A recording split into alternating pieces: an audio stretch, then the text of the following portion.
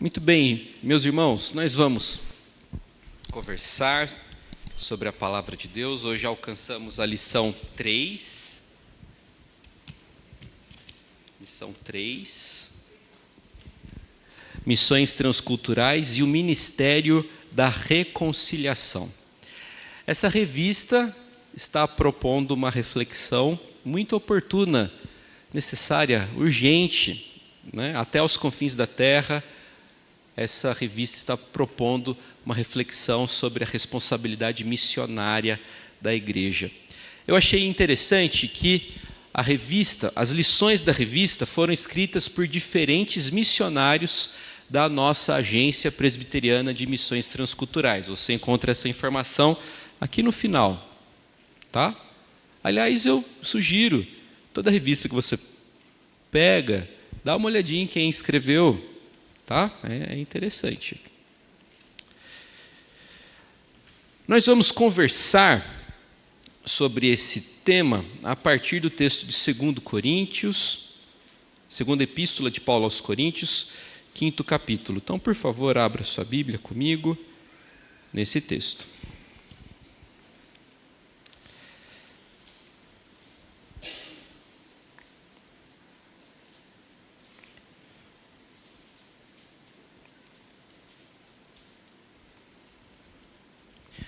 Segunda epístola de Paulo aos Coríntios, 5º capítulo, nós vamos ler a partir do verso 18.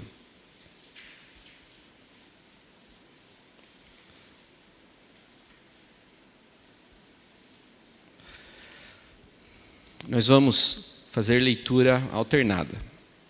Eu leio o 18, vocês o 19, eu o 20, vocês o 21.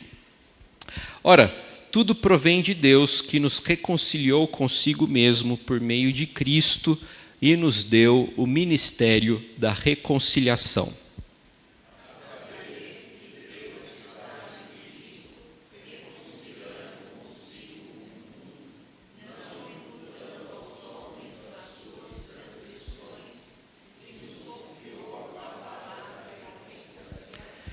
De sorte que somos embaixadores em nome de Cristo, como se Deus exortasse por nosso intermédio.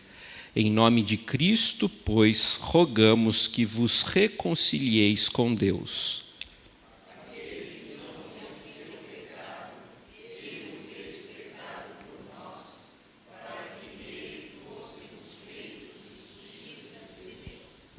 Ok, até aí. Meus irmãos, o apóstolo Paulo endereçou algumas cartas para os crentes da comunidade cristã de Corinto, a capital da Acaia. Paulo tinha, com essa epístola, diferentes intenções. Paulo tinha propósitos diversos com a segunda epístola endereçada aos Coríntios. Em primeiro lugar, Paulo queria dar uma satisfação quanto a algumas mudanças de planos. Paulo havia informado uma coisa lá em 1 Coríntios e agora ele quer informar uma mudança de planos. É ruim quando os planos mudam e a gente nem fica sabendo disso, não é mesmo? Às vezes a esposa preparou o final de semana, né? Mas nem informou o marido, ou o contrário também acontece, ou vocês alinharam alguma coisa e de repente o plano mudou, o outro nem deu uma satisfação. Enfim, é ruim quando os planos mudam e ninguém explica nada para a gente. Paulo queria dar uma satisfação, os planos mudaram e ele quer explicar o porquê isso aconteceu.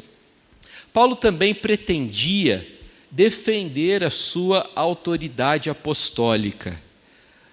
Alguns crentes estavam sabotando a liderança do apóstolo e estavam afirmando que ele não era um apóstolo de verdade. Paulo reage a isso defendendo a sua apostolicidade, defendendo que ele foi, de fato, chamado e vocacionado pelo Senhor para ser apóstolo.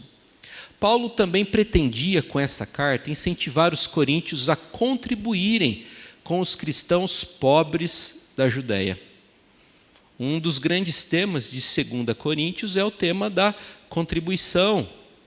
E o apóstolo Paulo ensina que Deus ama aquele que dá com alegria. Não é aquele que dá e fica olhando para trás. Não é aquele que dá com alegria, é aquele que sente satisfação. A contribuição que agrada a Deus, que glorifica a Deus, tem essa característica. E Paulo quer estimular os coríntios a contribuírem com aqueles que eram mais pobres. Tá? Porém, o principal propósito de Paulo com essa epístola tão preciosa era o fortalecimento e o encorajamento dos cristãos. Paulo deseja, como bom pastor que era, que os crentes coríntios permanecessem na palavra. O desejo de Paulo, o sonho de Paulo é que os crentes se mantivessem fiéis a Deus. Uma das coisas que mais alegra o coração do pastor é quando ele vê crentes que perseveram. E uma das maiores tristezas é quando a gente se lembra de gente que parecia que estava firme com o Senhor e que se desvia. Não é? O apóstolo Paulo desejava fortalecer e encorajar os cristãos coríntios. O autor da nossa lição resolveu propor uma reflexão a respeito do texto que nós lemos, esse trecho final do capítulo 5 dessa epístola, de modo que a gente vai passar a comentar algo desse texto a partir de agora. Chama a atenção de vocês para o verso 18. Tudo provém de Deus, que nos reconciliou consigo mesmo por meio de Cristo e nos deu o ministério da reconciliação. A palavra, a ideia que mais ocorre nesse trecho que nós acabamos de ler, é a ideia de reconciliação. Paulo aí trabalha muito com a reconciliação. Se você fosse definir reconciliação, como seria essa definição? Como você define reconciliação? O que é? Por que ela é necessária? O que precisa ter acontecido para haver uma reconciliação? Oi? Para ter uma reconciliação, é preciso antes uma ruptura. Se a coisa não foi descontinuada ou prejudicada, ela não precisa ser reconciliada. Interessante. O que mais? Reconciliação. Um arrependimento. Ok, uma mudança de plano, uma alteração na conduta. Ok, é isso daí. A reconciliação comunica essa ideia de um relacionamento que é recuperado. Para a reconciliação acontecer, precisa de uma ruptura anterior. Se o relacionamento foi sempre bom, ele não precisa de reconciliação. Se sempre tudo foi maravilhoso, se nunca teve briga, ele não precisa de reconciliação. Mas se houve algum desentendimento, se houve algum ruído, a reconciliação faz-se necessária. É por isso que os casamentos precisam de reconciliação. Precisa fazer as pazes. Não pode fingir que não aconteceu. Às vezes, alguns casais assumem esse comportamento. O pau quebrou na noite anterior. Não literalmente, né? Porque baixaria isso para crente, não é? Estou falando assim, na discussão, eventualmente isso acontece. Brigou no sábado à noite, aí acordou domingo de manhã, finge que não aconteceu nada. Vamos para a igreja. Pede desculpa. Fala assim, olha, eu me excedi. Foi errado. É importante registrar isso, me perdoe. É importante você dizer também, olha, eu te perdoo. Tá? Então, os casamentos precisam de reconciliação. A Escritura afirma, que o Senhor nos reconciliou. Ora, a Bíblia ensina que Deus criou todas as coisas para a sua glória. E nós somos a coroa da criação de Deus. Deus criou o mundo tão maravilhoso, o universo, e nos colocou para usufruirmos desse mundo criado por Ele. Entretanto, a Escritura ensina que nossos primeiros pais preferiram ouvir a voz do pai da mentira em vez da voz do pai das luzes. Fiz referência a 2 textos do Novo Testamento, um no Evangelho de João e outro na Epístola de Tiago. Em João lemos que Satanás é o pai da mentira, e em Tiago lemos que o Pai Celestial é o Pai das luzes. Nossos primeiros pais ouviram a voz do pai da mentira em vez da voz do Pai das luzes e pecaram. Então, aquele relacionamento proposto pelo Senhor para a humanidade foi rompido. Não porque o Senhor quis, mas por conta da nossa iniciativa, por conta do nosso orgulho, por conta do nosso pecado, por conta da nossa dificuldade com os limites, por conta do nosso desejo de experimentar o novo, por conta da ideia incorreta que a gente tem de que o ilícito é gostoso.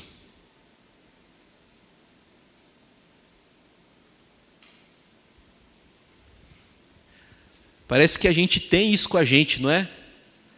O ilícito está errado, mas deve ser bom. E nós vivemos numa cultura que nos bombardeia com esse tipo de informação. Eu fiquei muito impressionado com a Isabela, minha menina, na última sexta-feira. Ela chegou para mim e falou assim: "Ô pai, eu cansei. Porque eu comecei a assistir uma série, estava tudo bonitinho, e de repente, homossexualismo. Aí ela, não, vou para outro. Foi para um filme, estava legal, de novo a mesma história. Parece que a cultura quer de todo jeito nos convencer de que o ilícito é correto, de que é bom, de que é gostoso, de que vale a pena. E aí uma menina de 13 anos, ficou cansada. Tipo assim, puxa vida, parece que é só isso que tem. Parece que é só isso que o mundo quer ofertar. Né? E realmente o pecado só tem isso para oferecer. Tá? Então, os homens se distanciaram do Senhor por conta do pecado, mas o Senhor reconciliou essa gente por meio de Jesus Cristo. Reconciliação é o restabelecimento e a restauração da comunhão de amor depois da alienação. A obra da reconciliação é feita quando Deus vem ao nosso encontro, reconciliando-nos consigo mesmo. Estávamos alienados de Deus por conta do pecado. Entretanto, Deus insiste com a gente e vem nos buscar em Jesus Cristo. Tá? Prosseguindo, o que mais? Verso 19. Deus nos deu o ministério da reconciliação. Tendo sido reconciliados com Deus, nós somos incumbidos por Ele de cumprir o ministério da reconciliação. Olha lá, verso 19. A saber que Deus estava em Cristo reconciliando consigo o mundo, não imputando aos homens as suas transgressões, e nos confiou a palavra da reconciliação. O Deus que reconcilia pecadores consigo, usa esses reconciliados para serem seus agentes, para promover a reconciliação de outros. Deu para entender? Deus alcançou você através do Evangelho. Você foi reconciliado com o eterno Deus. E agora, você que teve o encontro com o Senhor, tem uma missão. E a sua missão é compartilhar isso com outras pessoas. Você que foi reconciliado agora em Cristo tem a missão, bem como o privilégio de conduzir outros à mesma experiência. A bênção de Deus não para na pessoa que é abençoada. É sempre assim. A dinâmica de Deus com a bênção dele é essa. Ele nunca quer que a bênção dele acabe na gente. Deus sempre nos abençoa para que a gente abençoe outros. Se Deus te deu dinheiro, Ele te abençoou, mas Ele não quer que a bênção dele acabe em você, fique só com você. Ele quer que a bênção que Ele deu alcance outras vidas, através da sua. Se Deus te deu inteligência, Ele quer que você use isso para a glória dEle, beneficiando outras pessoas. Essa é a característica, essa é a didática de Deus quando abençoa uma pessoa. Ele deseja que a bênção prossiga, que a bênção alcance outras pessoas. Então, aqueles que são reconciliados agora têm a missão e o privilégio de serem agentes de reconciliação. Foi aquilo que eu compartilhei há pouco. E quem me fez ver isso foi a Raquel. Estava lá conversando, já estava eu criticando o carnaval de novo. Porcaria, não sei o quê, atrapalha. Aí a Raquel, pois é, né? Eu nem orei por eles ainda. Aí eu também não. Também não tinha feito isso. Vou falar para vocês. Por que a gente estava conversando sobre isso? Eu recebi uma mensagem perguntando qual era a minha opinião, tema polêmico, viu? Quer dizer, nem é tanto não, na minha avaliação. Qual era a minha opinião sobre uma igreja nossa, uma igreja que pertence à IPB, que saiu com um bloco lá em Belo Horizonte. Tá? Eles saíram com um bloco em Belo Horizonte e o bloquinho se chama 99 não é 100. A ideia deles é ter lá uma equipe de louvor tocando louvores e gente para orar com o pessoal, enfim, eles querem evangelizar. Aí alguém me perguntou a minha opinião. E a pessoa já estava com uma ideia formada, tipo assim, que absurdo, não sei o quê. E a minha resposta foi a seguinte: glória a Deus que eles têm essa coragem. E outra, é uma igreja que tem um compromisso com a evangelização. Porque tem muito crente que não entrega um folheto durante o ano inteiro. Mas aí chega no carnaval, quer fazer impacto evangelístico. Não distribuiu um folheto o ano inteiro, mas no carnaval, eu tenho que falar de Jesus. Essa igreja não tem impactos evangelísticos apenas no carnaval. Eles faz parte do DNA deles. Então, eu acho super bacana. Não é muito do meu feitio, mas quem sou eu para falar que eles estão errados? Não é, Lourdes? Eu também dei glória a Deus e que Deus abençoe eles. Não é? E que Deus sustente, que Deus persevere. E talvez vai ser por uma alma e já vai valer a pena. Não é? Então é isso, nós temos essa missão. Aqueles que foram reconciliados devem reconciliar outros. São agentes, são instrumentos de Deus para reconciliar outros. Mas é aquilo, gente. É um tema polêmico. Se você tem uma ideia um pouco diferente, não tem essa de eu estou certo, você está errado, entendeu? O importante, gente, é que o Senhor seja glorificado, que o Evangelho seja pregado. Tá? Oi?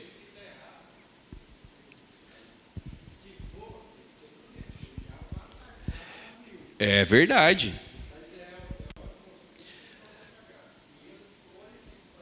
É isso aí, não pode ir no espírito de brincadeira, é uma batalha espiritual, realmente.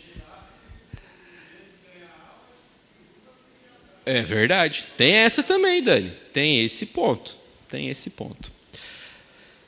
Meus irmãos, nós temos esse privilégio de pregarmos o Evangelho, tá? Deus nos tornou, conforme o verso 20, embaixadores, veja lá, de sorte que somos embaixadores em nome de Cristo, como se Deus exortasse por nosso intermédio. Em nome de Cristo, pois, rogamos que vos reconcilieis com Deus. Embaixador é o representante de um país em outro. O embaixador não fala em seu próprio nome. Ele fala em nome do seu superior, ele fala em nome daquele que o enviou.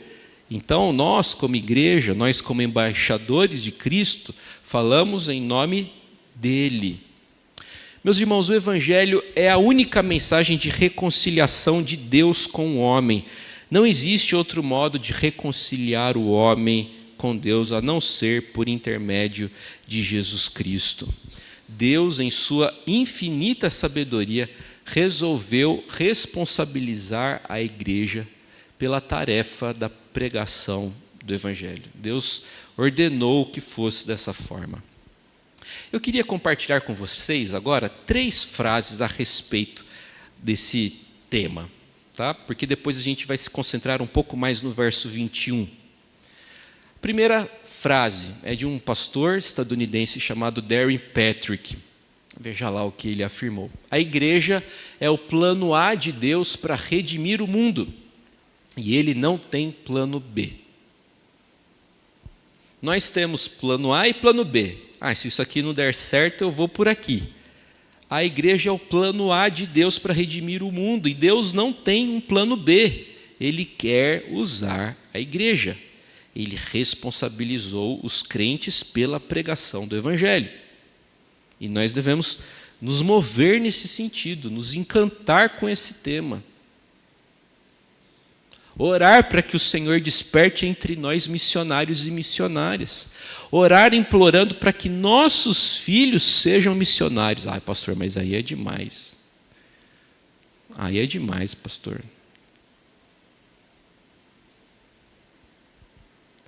A mãe do reverendo Simonton afirmava o seguinte: se eu tivesse 10 filhos, e se os 10 resolvessem ser missionários, e eu nunca mais visse eles, eu seria a mãe mais feliz do mundo.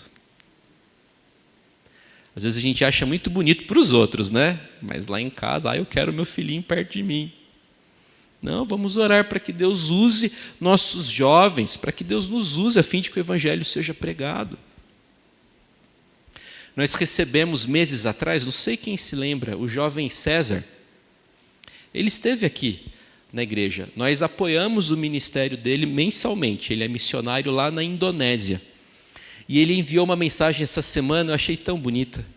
Ele tirou uma fotinha dele da família e escreveu lá: Deus nos deu o privilégio de sermos missionários na Indonésia, gente. Lá do outro lado do mundo. Lá onde agora parece-me que é Ramadã, um negócio desse aí. Deus nos deu o privilégio de sermos missionários aqui já há 10 anos. Que bênção, que bênção. O que mais? Eu queria dividir com vocês uma frase do então reverendo Rubem Alves. Rubem Alves foi um grande teólogo. Depois de algumas dificuldades com a denominação, ele saiu da IPB, mas durante o tempo em que foi pastor presbiteriano, produziu muita boa teologia. E essa é uma frase que eu encontrei num livretinho que era publicado pelos estudantes do Seminário Presbiteriano do Sul. Antigamente, o diretório acadêmico do Seminário de Campinas era chamado de CAUS, Centro Acadêmico 8 de Setembro, porque a decisão de criar o seminário aconteceu em 8 de setembro de 1888. Tá? E os estudantes mantinham isso por meio do nome dado ao diretório acadêmico. Então, os estudantes publicavam textos escritos por alunos e ex-alunos que estavam iniciando a carreira teológica. Então, Rubem Alves, nessa época, era pastor em Lavras e já despontava como grande teólogo. Tá? E olha lá o que ele escreveu. A encarnação não admite fuga.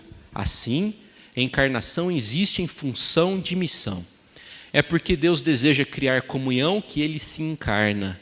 Ao descer aos abismos da miséria humana, Deus está olhando para a realização do seu eterno propósito de amor. Eu acho essa frase linda, linda. A encarnação não admite fuga. Jesus não podia se arrepender depois de se encarnar.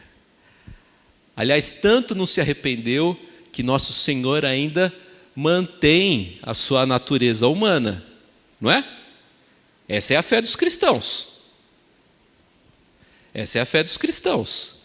Que Jesus ressuscitou e foi assunto aos céus. Na sua ascensão, Jesus leva o corpo humano aos céus. O corpo humano é admitido nos céus. Jesus prossegue sendo verdadeiro homem, verdadeiro Deus. A encarnação não admite fuga. Assim, a encarnação existe em função de missão. Jesus se encarnou a fim de viver e morrer por nós. É porque Deus deseja criar comunhão que Ele se encarna. Tá? Então, o ponto de Rubem Alves aí é que a encarnação de Jesus, ele entendia a encarnação já como um esforço missionário, no sentido de que ele fez isso para a salvação. E aí, no decorrer do seu artigo, ele insiste na necessidade da encarnação da igreja, no sentido de nos aproximarmos dos perdidos a fim de comunicar o evangelho. Então, nessa perspectiva, o bloquinho lá de BH, e o pastor responsável falou, a gente só está chamando de bloquinho porque a prefeitura só autoriza bloquinho. Talvez esse bloquinho aí represente esse esforço de encarnação, no sentido de se aproximar do pecador. Ok? Prosseguindo, uma outra frase que eu queria dividir com vocês. Essa é uma frase do reverendo Simonton. Antes da sua ordenação, ele tinha o costume de escrever um diário. Os antigos levavam muito a sério esse negócio de diário. Alguém aqui escreveu diário? Meninas, na época da adolescência, ou caiu em desuso mesmo? Alguém aqui já escreveu diário? Escreveu, Lourdes? A senhora escreveu, mãe? Cadê esses livros aí? Muitos? Onde estão esses livros aí? Ok. A Lourdes, a minha mãe, quem mais escreveu? Quem levantou a mão ali? Olha, puxa vida, que legal. E só meninas, só meninas, só meninas. Que legal. É um bom hábito. Um bom hábito. Você desenvolve escrita, leitura, é um hábito muito, muito bacana. Os meninos de antigamente tinham o hábito de escrever diário. E olha lá o que Simonton escreveu. Pois agora estou convencido de que devo considerar seriamente essa possibilidade. Se a maioria prefere ficar, não será o meu dever partir? Ele estava cogitando a possibilidade de ir para o campo missionário. Então ele estava nessa. Se a maioria prefere ficar, não é a minha responsabilidade partir? E assim, olha só o que Deus fez através da vida desse jovem que foi fiel à sua vocação.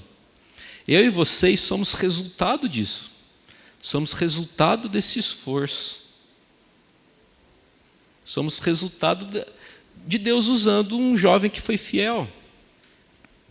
Essas coisas assim mexem muito comigo, admito. De pensar no que Deus fez para me alcançar. Então, Deus trouxe lá um missionário dos Estados Unidos no século XIX para o Brasil, e a mensagem do Evangelho foi alcançando pessoas, e chega lá no interior de Minas Gerais e alcança o meu bisavô. E essas coisas me fascinam. Esses dias eu fui, juntamente com o nosso secretário executivo, organizar o armário do presbitério de Indaiatuba. Esse é meu 5º ano na condição de moderador do concílio. E eu ainda não tinha ido lá. Então, no finalzinho do ano passado, eu consegui alinhar com o reverendo Mateus Canezin, nosso secretário executivo, e fomos lá no templo da primeira igreja presbiteriana de Indaiatuba. A sede do presbitério de Indaiatuba é a primeira igreja de Indaiatuba. Então, lá, o conselho gentilmente ofereceu para a gente uma sala, e o presbitério mantém os seus arquivos lá. Porque o concílio produz muita coisa, muitos documentos. Tá? Então lá estão, por exemplo, as teses e exegeses que os candidatos apresentaram com vistas à ordenação. Tem muita coisa lá. E aí, enquanto a gente organizava, eu falei para o Mateus, Mateus, isso daqui é a nossa história, cara. Porque ele também é filho do presbitério de Indaiatuba. né? Igual eu. Né? Eu sou filho do presbiterianismo de Jundiaí, foi o presbitério de Indaiatuba que acreditou na minha vocação, foi o presbitério de Indaiatuba que me enviou para o seminário, foi o presbitério de Indaiatuba que depois me licenciou, que depois me ordenou e que em 2013 aceitou uma sugestão que talvez hoje eu seria contrário.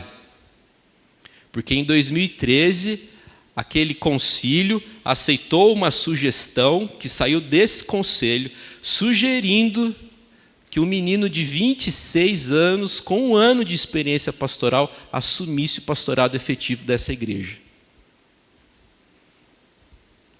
Eu acho que eu seria contra uma situação dessa hoje, mas o concílio naquela época disse sim. E eu sou grato a Deus por esse privilégio. Né? Então, tudo que envolve história, assim, mexe muito comigo. Tá? Então, a frase do reverendo Simonton mexe comigo porque, de fato, Deus o usou, né, para me alcançar para Jesus, de certa forma. A reflexão a ser feita é a seguinte: o Senhor deseja te usar também. E Deus já usou muitos de vocês aqui, que eu sei, para a pregação do Evangelho. E a gente não faz ideia do que essa sementinha vai virar. Não é incrível isso? A gente não faz ideia do que essa sementinha do Evangelho vai promover. É a pedrinha de Daniel 2. Uma pedrinha, ninguém dava nada, mas ela caiu no pé da estátua e aquela estátua foi ao chão, virou pó. Ninguém fala mais nada de babilônios, de medo-persa. Grego e romano tem a sua importância, mas passaram. Agora o reinado de Cristo permanece. Deus sempre vai manter o seu remanescente fiel. Legal, gente? Então, somos missionários, agentes da reconciliação. Agora vamos prosseguir, porque o verso 21 para mim é bonito demais. Aquele que não conheceu o pecado, ele o fez pecado por nós, para que nele fôssemos feitos justiça de Deus. Jesus Cristo, gente, foi tratado como se tivesse feito tudo o que nós fizemos. Tá? Muitas verdades estão incluídas nessas poucas palavras. Uma das primeiras verdades comunicadas por esse verso é a de que Jesus não conheceu o pecado. Jesus Cristo não foi gerado em pecado e não pecou durante o tempo em que viveu encarnado entre nós. Em uma das muitas passagens messiânicas do livro do profeta Isaías, nós encontramos lá a referência ao fato de que o Emanuel nasceu de uma virgem e que ele desprezou o mal e escolheu o bem. Isaías 7, capítulo 14. Ou melhor, Isaías capítulo 7, versículo 14. Tá? Então, o Senhor, que não conheceu o pecado, ele o fez pecado por nós. Ele assumiu o nosso pecado. E ele assumiu a fim de nos livrar da culpa e da punição do pecado. Em virtude do pecado, o homem ofendeu a Deus. Toda vez que uma ofensa acontece, existem apenas duas escolhas. Em primeiro lugar, você pode exigir vingança e fazer com que a pessoa que o prejudicou pague pelo que fez. E em segundo lugar, você pode perdoá-la, absorvendo em si a dor do dano e da ofensa. Toda vez que uma ofensa é cometida, existem apenas duas escolhas, duas alternativas. E todas essas alternativas envolvem dor. Se você quer vingança, o seu desejo é que o outro sofra. Agora, se você escolhe perdoar, você está decidindo assimilar aquela dor para você. Em vez de querer que o outro sofra, você vai sofrer. Afinal de contas, perdoar não é fácil. Envolve dor, envolve sacrifício. Se você acha que o perdão não é difícil, é porque você ainda não precisou ou não quis perdoar alguém que realmente lhe ofendeu. Quando você é verdadeiramente ofendido, traído, só há duas opções. E elas envolvem dor. Ou a vingança, o outro vai sofrer. Ou o perdão. E nesse caso, quem sofre é você. Nós ofendemos a Deus. E o que o Senhor quis fazer? Ele quis se vingar de nós? Não. Ele resolveu nos perdoar. O perdão exige que a parte ofendida absorva a ofensa. Foi isso o que o Senhor fez em Cristo por nós. O eterno Deus resolveu nos perdoar. Tá? Quando você crê em Cristo, Deus aceita você como se tivesse feito tudo o que Jesus fez. A justificação pela fé funciona dessa forma. Deus foi tratado como se tivesse feito tudo o que a gente faz. Então, por que Jesus Cristo foi morto? Porque o Senhor resolveu lançar os meus pecados sobre Jesus. Então, Jesus foi tratado como se fosse um mentiroso, um preguiçoso, um adúltero, um lascivo. O tratamento que Deus dispensou a Jesus no Gólgota, no Calvário, foi esse. Deus o tratou considerando aquilo que nós somos e fazemos. Mas quando a gente crê em Cristo, o Senhor passa a nos tratar como se o que Jesus tivesse feito fosse feito por nós. Tá? É uma coisa maravilhosa. As religiões dizem: viva corretamente, Deus vai se agradar de você. O cristianismo afirma o contrário: creia primeiro e viva corretamente depois. Justificação não é só perdão. Justificação é sermos perdoados e envolve também a dimensão do Senhor conceder a nós a sua justiça. Perdão é dizer para alguém o seguinte: pode ir, você está liberado, vai embora. Alguém bateu em você no trânsito, bateu na sua traseira, e aí você refletiu naqueles poucos segundos, né, que parecem uma eternidade. Você deu uma olhadinha assim, deu uma arranhadinha de nada, você pensou o seguinte: vai dar mais trabalho correr atrás de seguro do que mandar esse cara embora. Aí você fala: pode ir, vai embora. Você perdoou. Perdão é isso, é dizer: pode ir. Agora, justificação pela fé, que é o que Deus tem para os crentes, é dizer assim: pode vir.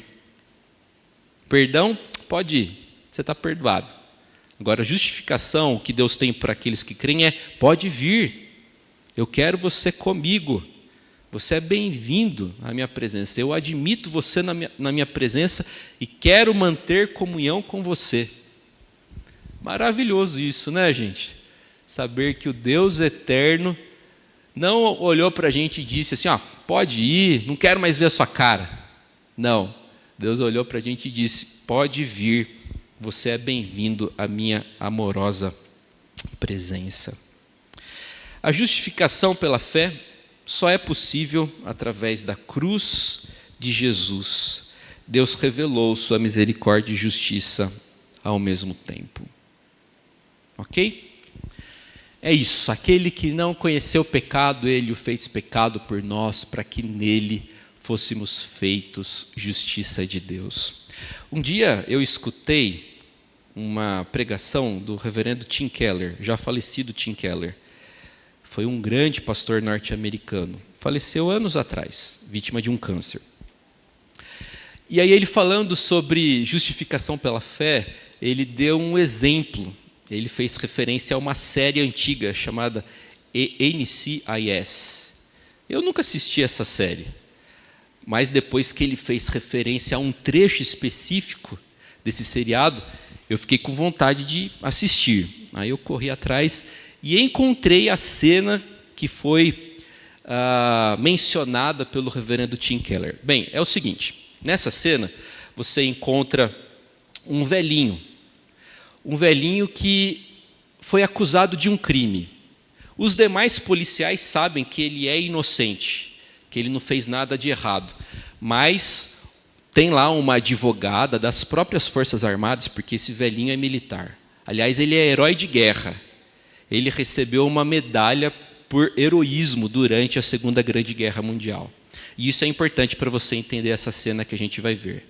Tá? Então, é um velhinho, herói de guerra, e que tem uma medalha. E que está sendo compreendido por alguns como suspeito de ter praticado algum ilícito.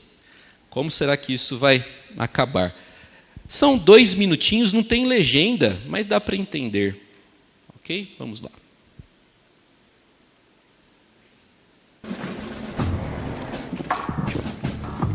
Where's Gibbs? Good afternoon to you too, Commander Coleman. He was to deliver Corporal Yost to me. President accounted for, sir. 0800. You're Ernest Yost? Yes, ma'am. This is Lieutenant Commander Coleman, Ernie. JAG Corps. She's here to, arrest you. I can't tell you how much I appreciate this, Commander. What's with the Olsen twins? They're here to escort the accused to Quantico. Well, it's about time. We'll deliver him. You've had 2 days to do that.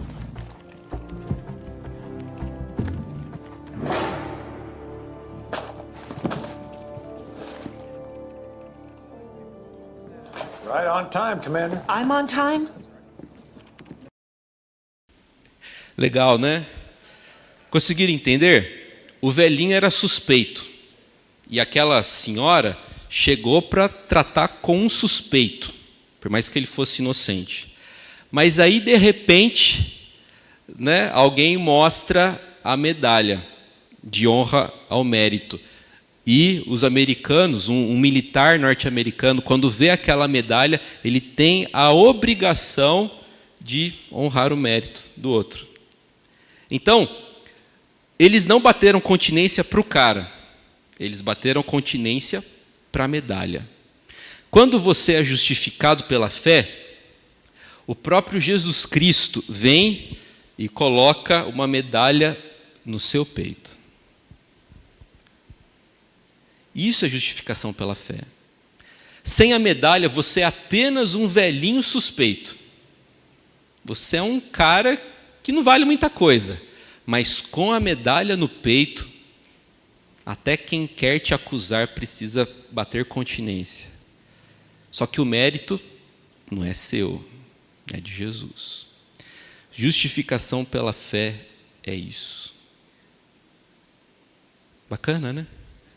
E é essa a mensagem que a gente deve anunciar para a turma que está aí, festejando e não sei o quê. Então não olhe para a turma, está atrapalhando o trânsito, está atrapalhando a cidade. É gente que precisa ser alcançada pelo Senhor Jesus. É gente que precisa de graça. É gente como você. Que você também não vale muita coisa, não. E eu também. Mas, ao mesmo tempo, você tem todo o valor. Porque o próprio Deus colocou uma medalha no seu peito de honra ao mérito. Só que o mérito não é seu, o mérito é dele. Só que o próprio Deus trata você como se esse mérito fosse seu. Isso é graça. Isso é misericórdia. É isso. Vamos anunciar a todos essa mensagem poderosa de reconciliação. Vamos orar? Pai querido, nós te louvamos por essa manhã, nós te louvamos por esse dia e imploramos, ó Deus, a tua bênção sobre nós, sobre a igreja, e que sejamos verdadeiros embaixadores de Jesus Cristo. Que nós anunciemos com fidelidade e com alegria a mensagem de que o Senhor nos ama, não por conta de nossos méritos, mas a despeito de nossos deméritos. Obrigado porque Jesus Cristo nos reconcilia com o Senhor. Nos ajude, Deus, a vivermos aqui fiel e honestamente para a glória do Teu nome. É a nossa oração, gratos por esse tempo de reflexão a respeito da Tua palavra. É a nossa oração em nome de Jesus. Amém. Amém.